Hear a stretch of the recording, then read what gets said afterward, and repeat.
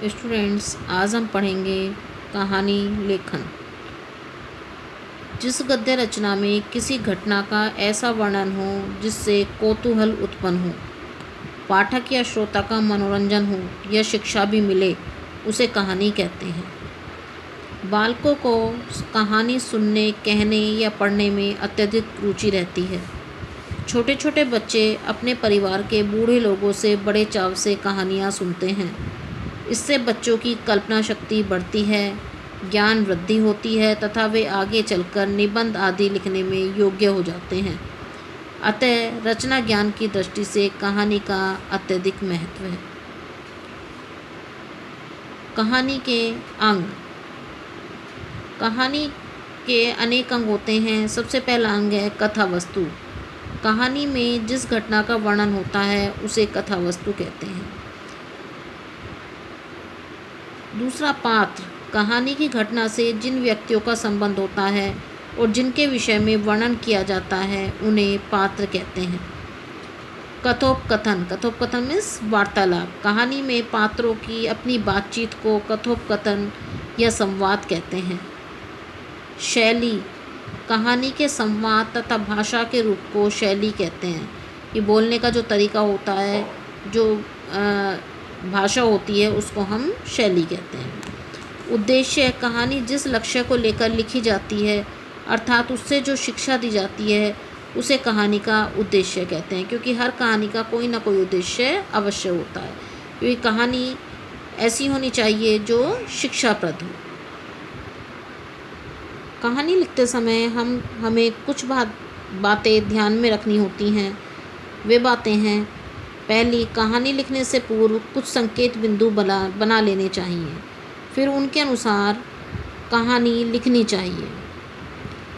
कहानी की कथा वस्तु रोचक, स्वाभाविक और शिक्षाप्रद होनी चाहिए। कहानी ऐसी होनी चाहिए जो रुचिकर हो, मीन्स जिसको सुनने वाले का जिसमें मन लगे, स्वाभाविक हो और उसमें कोई ना कोई नैतिक शिक्षा अवश्य हो। कहानी की भाषा सरल, सुबोध एवं स्वाभाविक होनी चाहिए। भाषा ऐसी होनी चाहिए कि आसानी से उसे समझ सके। कहानी का शीर्षक आकर्षक होना चाहिए। शीर्षक मीन्स नाम, टाइटल। तो कहानी का टाइटल आकर्षक होना चाहिए, जिसे सुनते ही जो है कहानी पढ़ने या सुनने की इच्छा उत्पन्न हो। कहानी के पात्रों की संख्या कम होनी चाहिए। कहानी में कम पात्र होने चाहिए ताकि कहानी जो है आसानी से समझी जा सके।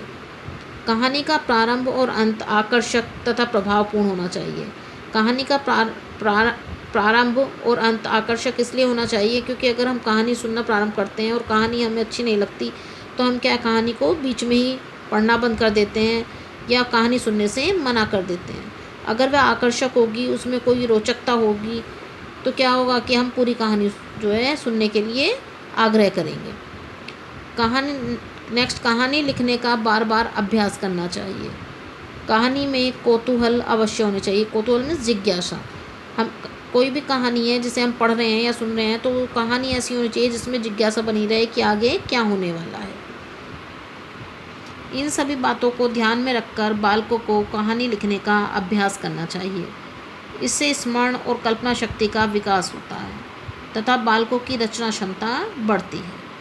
अगर हम इन सब बातों का ध्यान में रखकर कहानी लिखते हैं तो हमारी याददाश्त, स्मरण शक्ति बढ़ती है, मीन्स याददाश्त बढ़ती है और कल्पना शक्ति का विकास होता है। अर्थात हम जो है कहानी लिखना सीख जाते हैं और हमारी रचनात्मकता बढ़ती है। बालकों की लेखन क्षमता बढ़ाने के लिए कहानी लिखने के लिए कई तरह से अभ्यास करवाए जाते हैं। कुछ प्रकार निम्नलिखित हैं। संकेतों द्वारा कहानी लिखना, मीन्स कुछ वाक्य दे दिए जाते हैं, संकेत बिंदु दे दिए जाते हैं और उसके आधार पर कहानी लिखी जाती है। दूसरा, अधूरी कहानी को पूरा करना। कभी कभी आधी कहानी दे दी जाती है, उसे पूरा करना होता है। तीसरा, सुनी या पढ़ी हुई कहानी को लिखना, कि जो कहानी हम पहले सुन चुके हैं, पढ़ी हुई है, उसको लिखना। या चित्र देखकर कहानी लिखना, या शीर्षक के अनुसार, कभी कभी केवल नाम दे देते हैं कहानी का, उसके अनुसार कहानी को लिखना। तो हमारे सिलेबस में जो है वो है संकेत बिंदुओं के आधार पर कहानी लिखना। तो संकेत बिंदु, पेड़ के खोखले में सांप का रहना, सांप का कोए के बच्चे को बार बार खाना, कोए द्वारा विचार करना, घाट पर राजकुमार का नहाना, कोए द्वारा माला उठाकर पेड़ के खोखले में डालना, सेवकों द्वारा सांप को मारना, कोए का सुख से रहना। तो इन संकेत बिंदुओं के आधार पर कहानी लिखनी है। तो इस कहानी का शीर्षक होगा बुद्धि ही बल, अर्थात बुद्धि में ही शक्ति होती है। तो निम्न संकेत बिंदुओं के आधार पर हम कहानी इस प्रकार लिख सकते हैं। एक पेड़ के खोखले में एक काला सांप रहता था और उसी पेड़ की डाल पर कोए का जोड़ा रहता था। सांप कोए के बच्चे को खा लेता था। एक बार कोए की पत्नी ने कहा कि यह दुष्ट सांप हमारे बच्चों को खा जाता है, अब हमारा इस पेड़ पर रहना व्यर्थ है, मीन्स बेकार है, क्योंकि इस सर्प को मारे बिना मेरी संतान जीवित नहीं रह सकती है। तब कोए ने कुछ देर तक विचार किया। वह अत्यधिक चतुर था। उसने अपनी पत्नी से कहा कि तुम चिंता मत करो, मैं ऐसा उपाय करूँगा कि वह दुष्ट सांप सदा के लिए समाप्त हो जाएगा। पत्नी को धीरज बनाकर कौवा उड़कर चला गया और एक घाट के पास डाल पर बैठ गया। उस घाट पर उस समय एक राजकुमार नहा रहा था और उसने अपने गले की मोतियों की माला एक पत्थर के ऊपर रखी थी। कोए ने जल्दी से अपनी चोंच से वह माला उठाई और अपने घोंसले की तरफ उड़ गया। राजकुमार के सेवक भी उसके पीछे पीछे दौड़ने लगे। कोए ने वह माला सर्प के खोखले में डाल दी। सेवकों ने कोए को माला डालते हुए देख लिया था, इसलिए वे पेड़ पर चढ़े और खोखले में दुबके हुए सर्प को मारकर माला ले गए।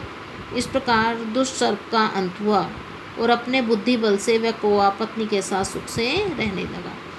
तो स्टूडेंट्स, आपने देखा कि इस कहानी में कोए ने अपनी बुद्धि की शक्ति से, बुद्धि के प्रयोग से जो है उस सांप को मरवा दिया और अपने बच्चों की जान बचा ली। तो इस कहानी का जो संदेश है वो ये है कि बुद्धि में ही शक्ति होती है। अगर हम बुद्धि से सोच समझकर काम करें तो सारे काम सफल होते हैं।